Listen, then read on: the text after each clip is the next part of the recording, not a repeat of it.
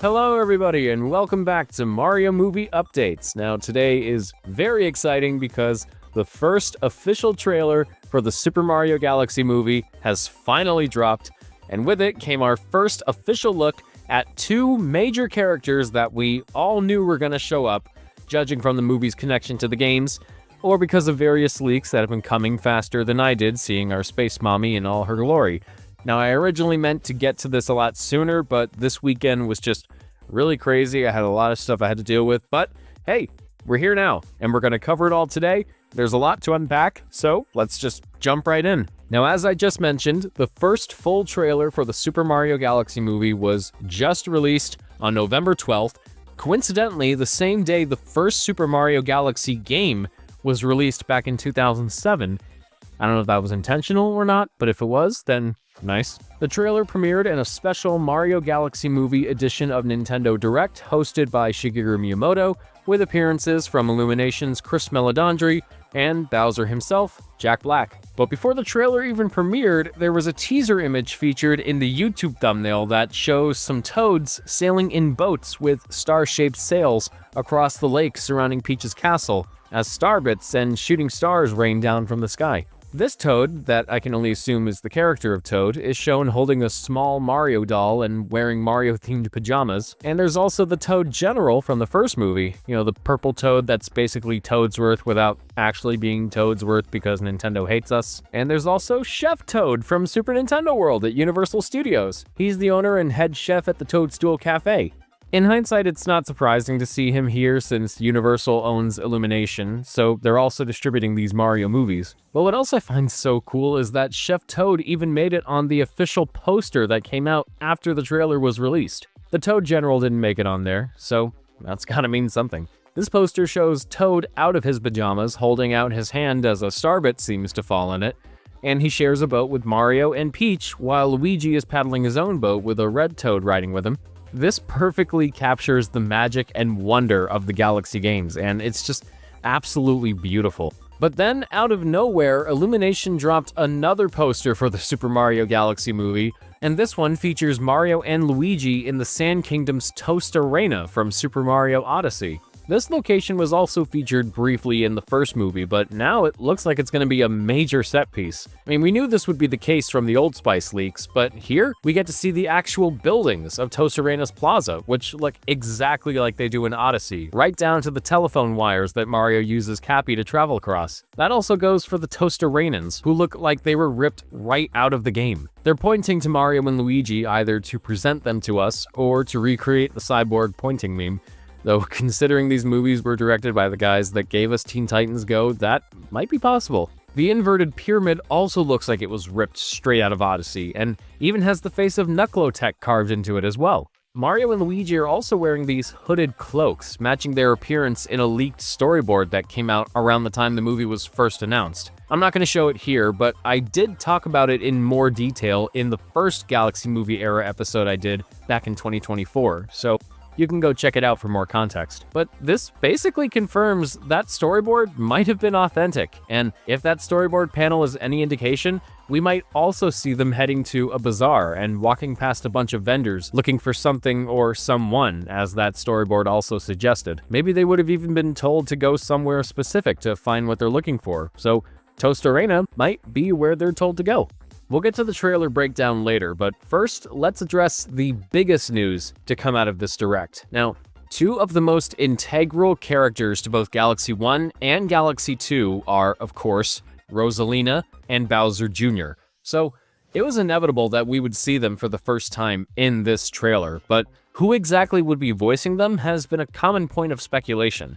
Well, we finally got some answers. As revealed by Meledandri, Rosalina is going to be voiced by Brie Larson, and Bowser Jr. will be voiced by Benny Safdie. I know there's a sizable group of people out there who don't like Brie Larson, and I'm not going to get into the reasons why, because most of them are sort of beyond me, but I've always liked her and thought she was good at what she does. Admittedly, my first choice was somebody like Elizabeth Olsen, but if it means anything, Brie Larson was subconsciously my second pick for Rosalina, and I still think she's a good fit. She has the right tone of voice, she has this calm and collected demeanor that lines up more with the original Galaxy version of the character, And if you actually know Brie Larson, her being cast as Rosalina actually makes a lot of sense.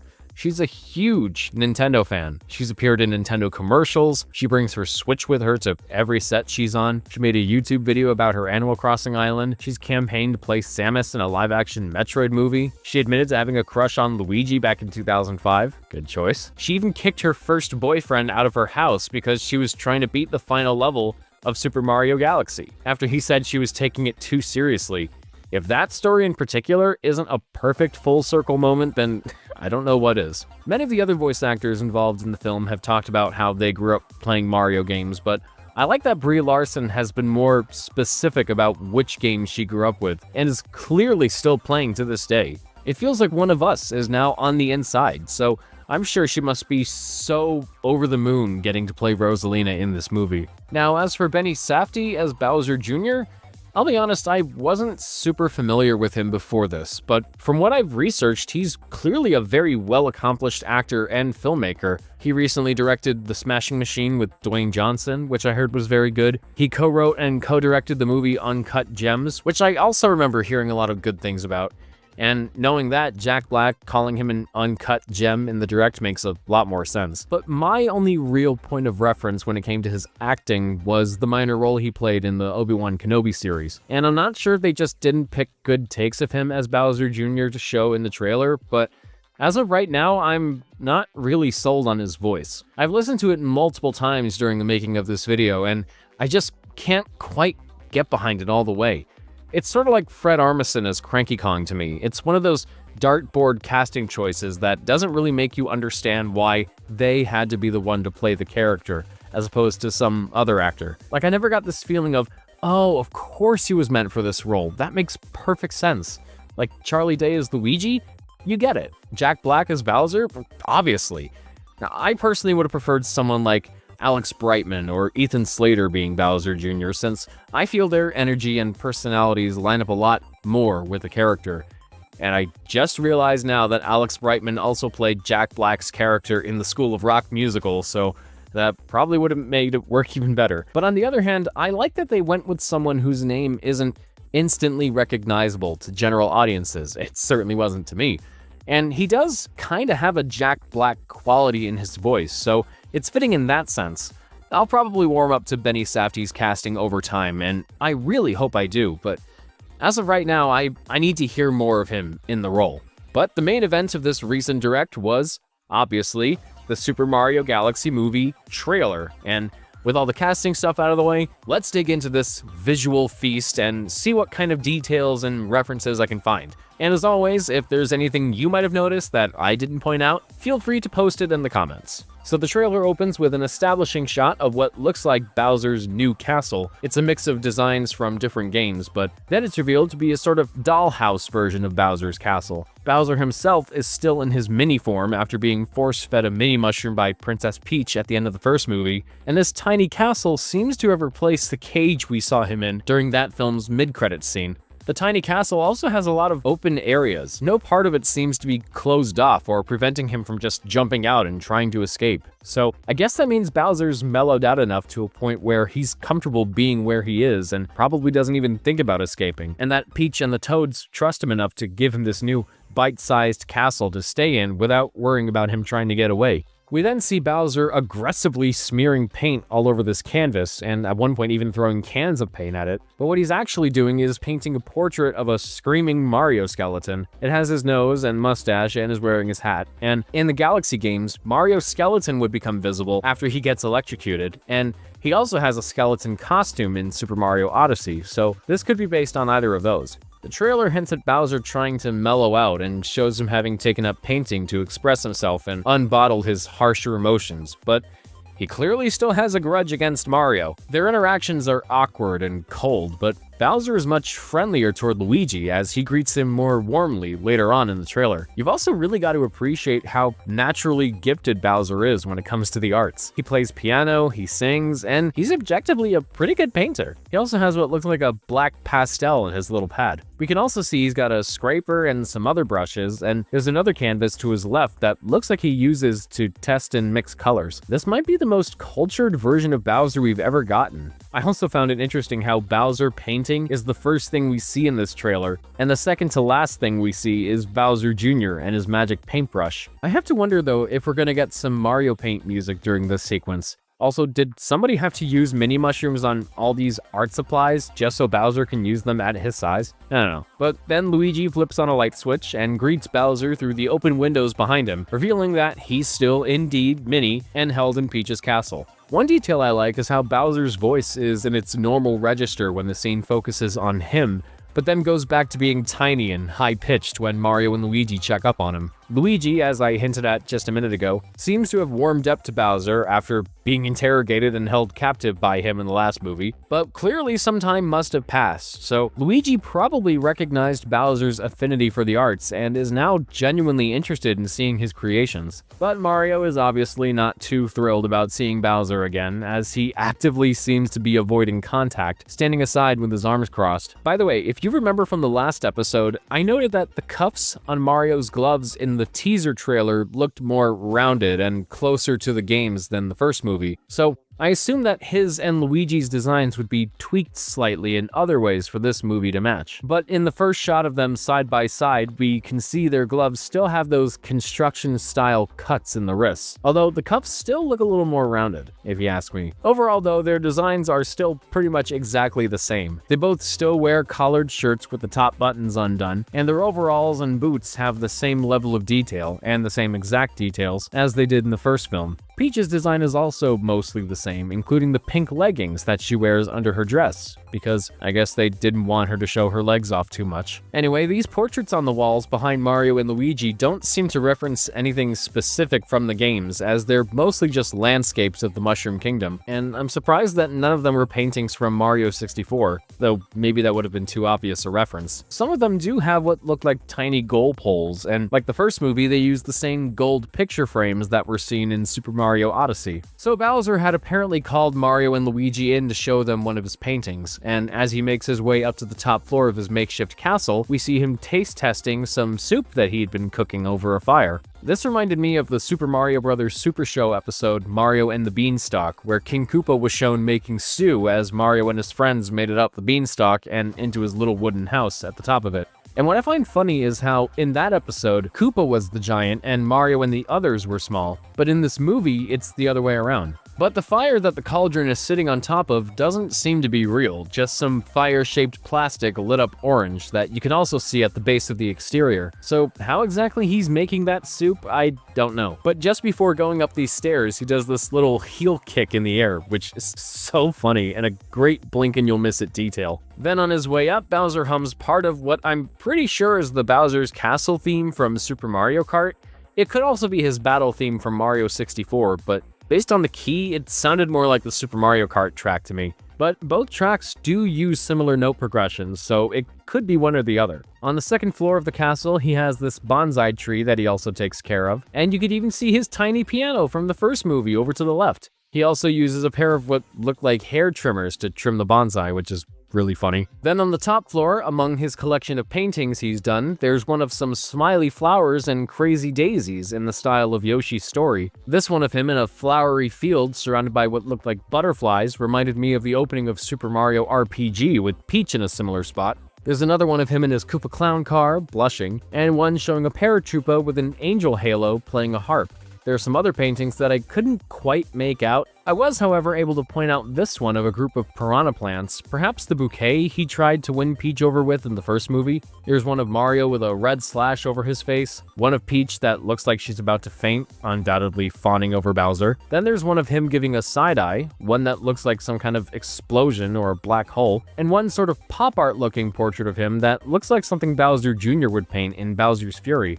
Each canvas also has what look like magnets on the backside of their frames, as if Bowser expects Mario and Luigi to hang his paintings on their refrigerator or something. Then Bowser finds the painting he was looking for and walks out onto the balcony to show it to Mario and Luigi. Here you can see some potted cacti that look like they come from Odyssey. Some other potted plants, like what appears to be a ficus, a broom, a grill, a bucket, some more gardening pots, a watering can, some clippers, a fold-out chair, a tiny wooden table with a drink on it, an umbrella, and what looks like a garden gnome? Still, Bowser's got a nice little cozy spot going on here. Bowser then proudly shows off his masterpiece, a painting of himself with a six-pack and Peach swooning over him.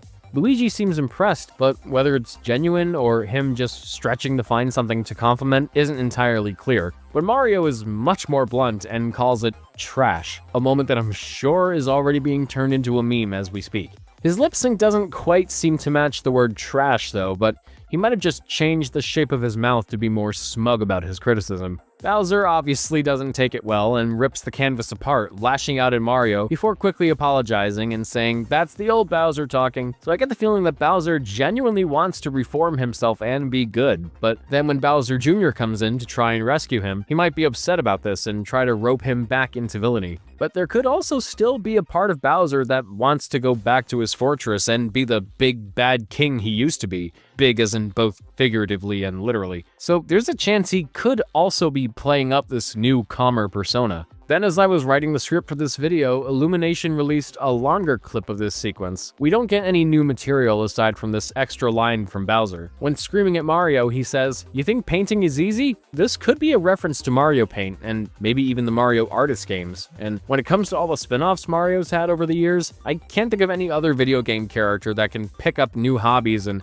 master them as much as Mario. So for him, painting probably would come to him easily. Then we get a stunning visual. Mario and Peach standing on the roof of her castle as a blue comet, no doubt the Comet Observatory, soars across the sky, bathing everything in blue light while star bits rain down. It's absolutely breathtaking, and this presumably is taking place during the Star Festival. Based on Mario and Peach's reactions, this is definitely their first time seeing something like this. The Comet Observatory is supposed to pass over the Mushroom Kingdom every 100 years after all. Next we see Peach and Toad jumping off her balcony into a launch star, blasting into space. Peach is wielding her parasol, and Toad now has a red scarf, the same one that Captain Toad's been wearing in the games since Super Mario 3D World. In my coverage of the first movie, I speculated that we would see Toad becoming Captain Toad as part of a character arc since he was shown wearing Captain Toad's backpack, and the Toad Brigade theme / Captain Toad's theme from 3D World were used during his introduction. But obviously we didn't see him become Captain Toad then, so I bet we're probably gonna see that now in this film, especially considering Captain Toad and the Toad Brigade were introduced in the first Galaxy game. To me it would make sense since Peach also seems to be trusting him enough to personally accompany her into space. I can imagine him being given a higher title by the end of the movie as a way of acknowledging his dedication to protecting Peach. But once they leave the Mushroom World's atmosphere, they soar past this water planet with grassy platforms on the surface of the water. There's also this ring-shaped planet with a vine wrapped around it, seemingly the Hedge Ring planet from Gusty Garden Galaxy. And of the water-themed galaxies I know from Galaxy 1 and 2, the one that this water planet seems to resemble the closest is the Drip Drop Galaxy from Galaxy 1. Except this planet is inhabited by bloopers, which were not present in Drip Drop.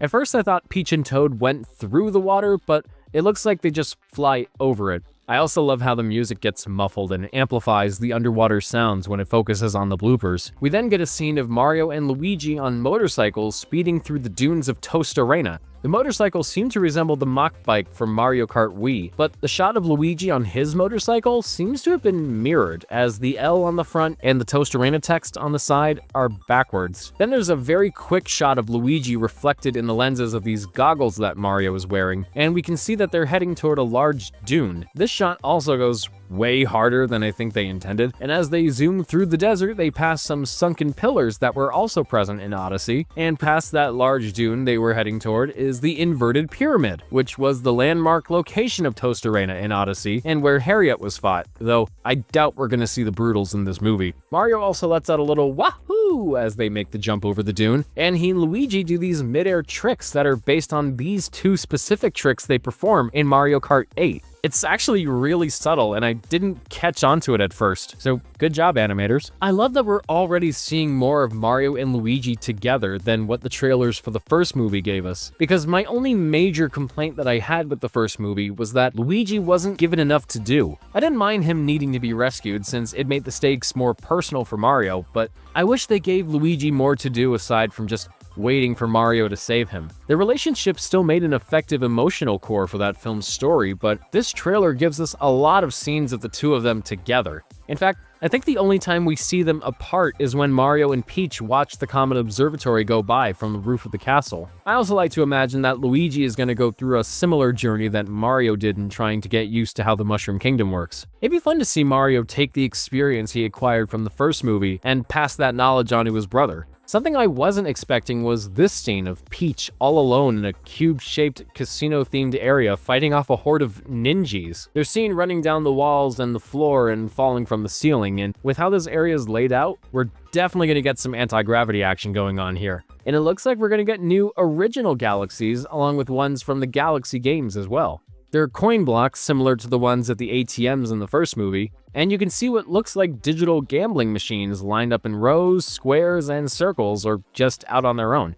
I love the neon look of this place. It reminds me of the paper games in the Pianta Parlor from Paper Mario: The Thousand-Year Door. Part of this fight also takes place on this giant roulette wheel, similar to the one in the Hotel Casino in Serena Beach from Super Mario Sunshine. And Peach uses her parasol to knock back a roulette ball, hitting a ninja with it and knocking off its buttons, which I thought was funny. Then we get our first full look at Bowser Jr. We see him landing on the balcony of Peach's castle, wielding his magic paintbrush. There's a space backdrop behind him, so I think there's going to be a point in this movie where Peach's castle is taken up into space like in Galaxy 1. His Koopa Clown car can also be seen behind him, implying he must have jumped out of it to make a grander entrance, similar to how he first revealed himself to Mario by jumping out of the cockpit of Mecha Bowser in Super Mario Sunshine. His paintbrush, of course, also comes from that game, but there it was revealed to have been created by Professor EGAD, as the EGAD science logo on the handle indicated. Here it has Bowser Jr.'s insignia, like how it does in Bowser's Fury, and instead of using it to turn into Shadow Mario, it generates this liquid metal that changes him into his Wonder form from Super Mario Bros. Wonder. What? Oh my god. Then he turns his paintbrush into a swinging chain whip with the bristles at the end becoming a spike ball, similar to Simon Belmont's vampire killer from Castlevania.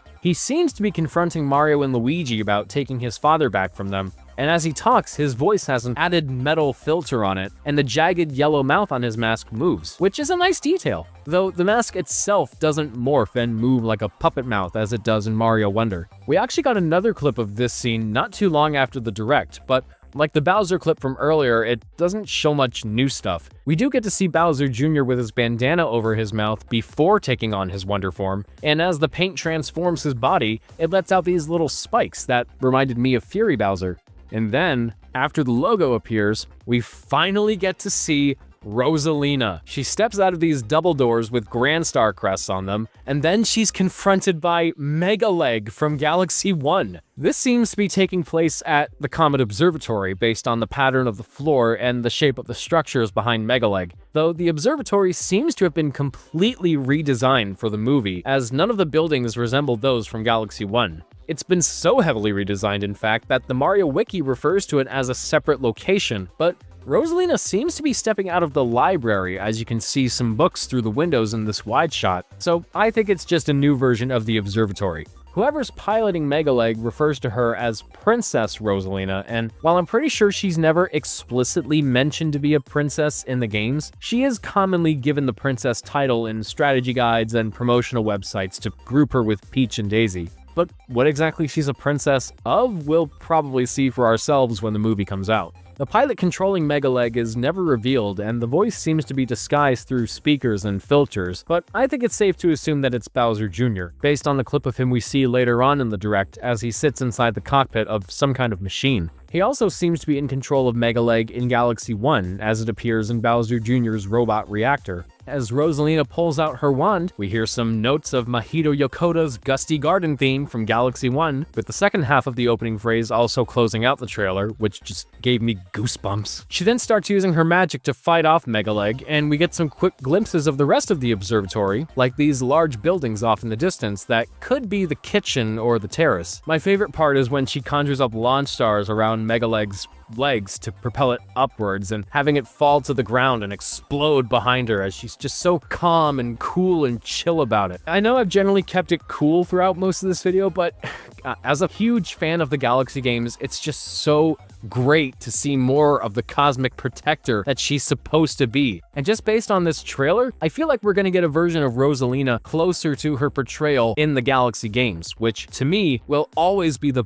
best version of the character. I've talked about this in other videos in the past outside of this series, but while I don't mind seeing her in other games, I feel like her post-Galaxy appearances have been straying too far away from what I thought made her so interesting in the first place. So I can't wait to see a version of Rosalina closer to how I always preferred her. Then after the trailer, we get some additional clips of both Rosalina and Bowser Jr. I already mentioned the latter, but there's not much else to mention here except that a sample of Brian Tyler's Bowser theme from the first movie plays during it. But the clip of Rosalina we get just made my heart soar, like it just jumped and spun into a launch star. We see her in the library in her rocking chair with the Lumas all around her, an image taken straight from both Galaxy games, as she prepares to read them the story of Princess Peach. This library is much bigger and, dare I say, cozier than how it appears in the games. There's this huge fireplace behind Rosalina with a moon crest on it, which kind of looks like a power moon from Odyssey. The pillows have these space-themed patterns stitched into them, and I love this one with a star map on it. The posts on the railings have power stars engraved into them. I also noticed this piece of art here that looks like it could be from a page in Rosalina's storybook from Galaxy 1. These colored shapes kind of look like a stack of Lumas descending to greet Rosalina as a little girl,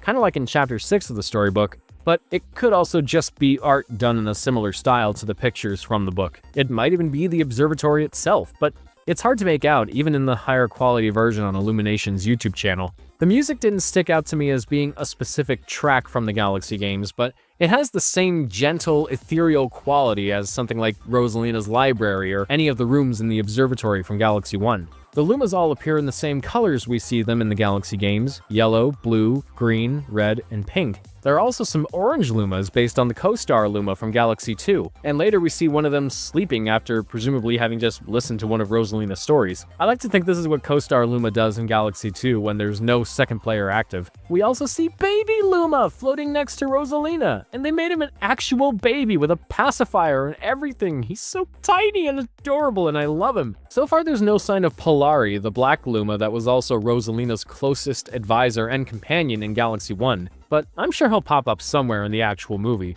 I really like how these movies have portrayed the Lumas as literal children, since they're supposed to be young stars and Rosalina is their mother, but we should definitely get an older and more mature Luma somewhere in this movie to balance things out.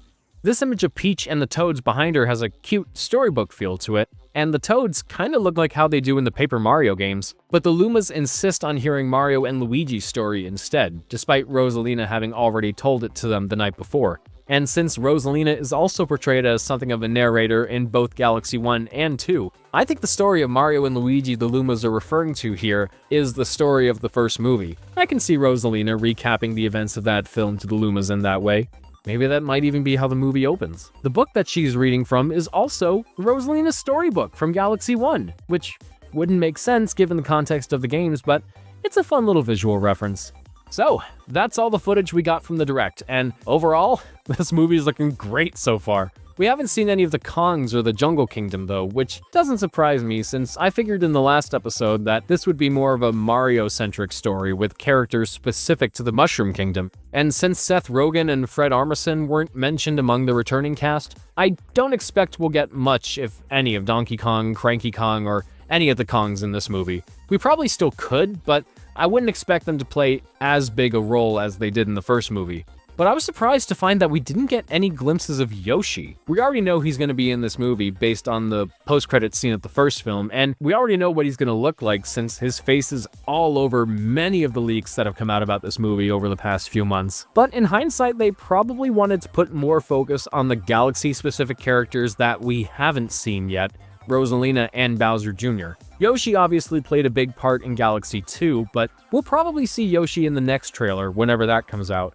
Or maybe they'll show a clip featuring him at the Game Awards next month. They showed a clip from the first Mario movie at the 2022 ceremony, so I can see them showing a clip from this movie at this year's Game Awards. Something I didn't expect was seeing Mario Wonder stuff so soon after that game's release, and before its Switch 2 version no less. The shot of Bowser Jr. using his paintbrush to turn into his Wonder form probably excited me more than it should have, but Mario Wonder was one of my favorite Mario games from the past, 10 years, so that was still really cool to see. I'm really excited by the idea of Mario and Luigi teaming up a lot more this time. Before we knew this was going to be a Galaxy movie, I'd been kicking some ideas around for what I would do with a Mario movie sequel just for fun. And one of the ideas I had was to treat it kind of like a multiplayer adventure, since the first movie was mostly a solo one-player Mario adventure. But obviously we needed more of the Mario brothers working together this time around, and it looks like this movie is going to deliver on that, which makes me very happy. And based on Miyamoto's comments after the Direct, it seems like Bowser Jr. is going to be the main villain. We might have a Godfather Part 3 setup with Bowser cooling off and stepping away from being a bad guy, but then he gets pulled back in after Bowser Jr.'s sudden arrival. I like the idea of Bowser Jr. having this image of Bowser being like an evil mastermind, but then realizing he's just some goofball that likes to paint. I can imagine we'll get some great interactions between the two of them, and I bet Bowser Jr. is probably going to be a lot more unhinged than even Bowser was in the first movie. It'll also be fun to see how Kamek and all of Bowser's minions react to Jr. suddenly coming into the story. The first movie didn't indicate that Bowser had any family, or at least any family he knew of, so I think we might actually go deeper into Bowser's backstory, maybe even see him as baby Bowser being raised by Kamek like in Yoshi's Island. And if Bowser Jr. is going to be in this, could we expect to see the Koopalings in a potential third movie? That's purely just speculation on my part, but I'd love to see how the Koopalings take to Bowser Jr. being treated as the true heir to the Koopa throne, and the jealousy that might stem from it. I don't think we'll see them in this movie beyond maybe just a post-credit tease, because that would be packing a lot of characters in one movie, but who knows? But speaking of backstories, we definitely need to see more of Peach's. The first movie was clearly planting some seeds for future movies to expand on, so now that we're officially getting one of those future movies, it'd be crazy for them not to address it. I'm also curious if they're going to tap into that popular fan theory of Peach and Rosalina being related in some way. I know that was originally the intention when the first Galaxy game was in development. That's why Peach and Rosalina's designs were so similar. And while I've never been 100% on board with the idea, I think it'd be a great way to elaborate on Peach's backstory. Just off the top of my head, maybe the Comet Observatory passes over the Mushroom Kingdom like how Rapunzel's parents in Tangled released those lanterns into the sky. What if it's Rosalina's way of trying to find Peach? Whether it's because she's her mother or her daughter or for some other reason, I'm sure they can do something really interesting with that. It would also help add some layers of plot and character development that people criticized the first movie for lacking, and considering how Galaxy 1 in particular is known for its grander focus on storytelling, it would be both refreshing for those that wanted more from the first movie, and satisfying for Galaxy fans that expect the same emotional depth from those games. Now, Super Mario World is my favorite video game of all time, let alone my favorite Mario game, so I'm excited to see Yoshi, of course, but the Galaxy games are still hugely important to me. They came at a time in my life where I was just going into 7th grade, and just before I started experiencing some serious mental health problems. By the time Galaxy 2 came out, I was diagnosed with severe depression and anxiety, and that was a very dark point in my life, especially being neurodivergent. It was confusing and scary, and I wasn't sure exactly how to deal with it. So my dad, just for whatever reason, decided to buy Galaxy 2 for me. And keep in mind, I do not come from a very wealthy family. We would mostly just get by from paycheck to paycheck, and that is still the case today. So the only times where I would ever get a new game bought for me was if it was like a birthday or a Christmas present. But I guess there was something about Galaxy 2 that made my dad realize that it was something I needed to experience right then and there to help me get through whatever it was I was going through.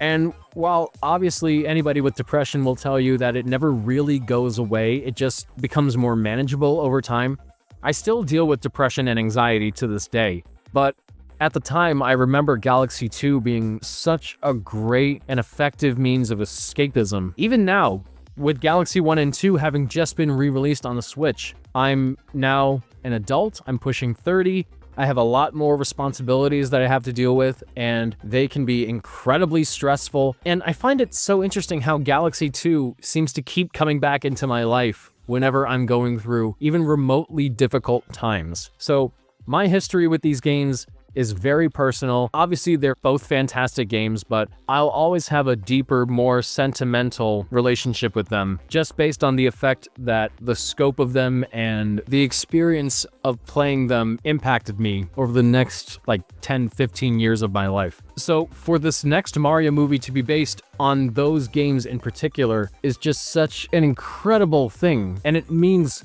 so much to me. Words can't even describe how much it means to me that we're getting a Galaxy movie. It helps too that I really liked what Illumination did with the first Mario movie, so now I feel like I can trust them enough to do justice to both of these games, especially with Nintendo still being on board. And the animation is also just gorgeous. I already thought the first Mario movie was the best looking film Illumination ever made, but this one looks like it's taking it to a whole other level. And for the record, I'm not saying that because of all the Mario imagery these movies are throwing at us. Illumination movies have this look to them that's not quite Disney, but not quite straight to DVD. They're typically made on lower budgets than other major animated films, and to me, this results in movies that don't look cheap, but not especially cinematic either, just sort of bleh, if you get what I mean. But the first Mario movie had the highest budget of any Illumination film up to that point, and it showed on the screen. The camera work and shot composition was much more dynamic, the character animation was much more fluid, the level of detail was a lot higher, and you really got the sense that everybody working on it was at the top of their game. And based on this trailer, none of that is being sacrificed. Seeing the star bits raining down especially was just absolutely breathtaking. I didn't think Illumination was capable of making something this beautiful, but it really is. Rosalina obviously looks great, and Bowser Jr.'s design is basically one-to-one from the games, but even if I wasn't a Mario fan, I would still be amazed with what I saw. I'm definitely going to be seeing this in IMAX to take in all the visuals. But one thing I really liked about the first Mario movie was how it was marketed, and it looks like this movie is taking a similar approach. It's adapting two of the most beloved video games of all time, let alone Mario games. But while they leave room for us to speculate on how similar or different they might be, this trailer didn't explicitly tell us what the story was going to be.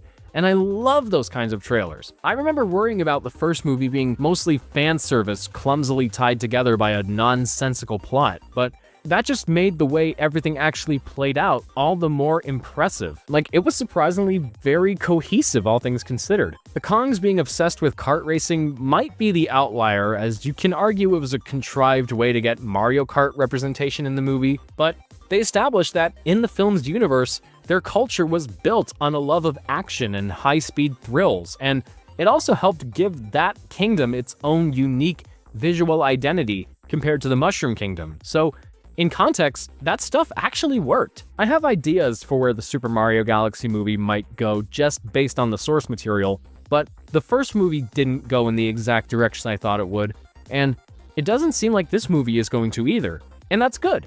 I like not knowing where a movie is going to go based on the trailers. It's better to give us a taste of what to expect than just spoil the entire movie before we actually get to see it, Terminator. So, what did you think of this first trailer? Did you love it? Did you hate it? Are you more excited for the movie now after seeing it? Are you less excited? And how do you feel about Brie Larson being Rosalina and Benny Safdie being Bowser Jr.? And once again, were there any details you saw in this trailer that I didn't point out? Whatever you have to say, put it in the comments down below. Shout out to the person whose name is on screen, as well as my superstar supporters Red Rack, Henry Newman, and Jake Winans for their continued support. If you like this video, feel free to subscribe for future updates, and if you want to keep the conversation going, I have a dedicated Mario movie text channel in my Discord server where you can discuss your thoughts with others and share some news and updates related to the Galaxy movie that I might cover in a future video. Thanks again for watching, and until next time, this is Mark, bidding you all a smashing farewell. Be good, behave, be safe, and I'll catch you guys later. Take care.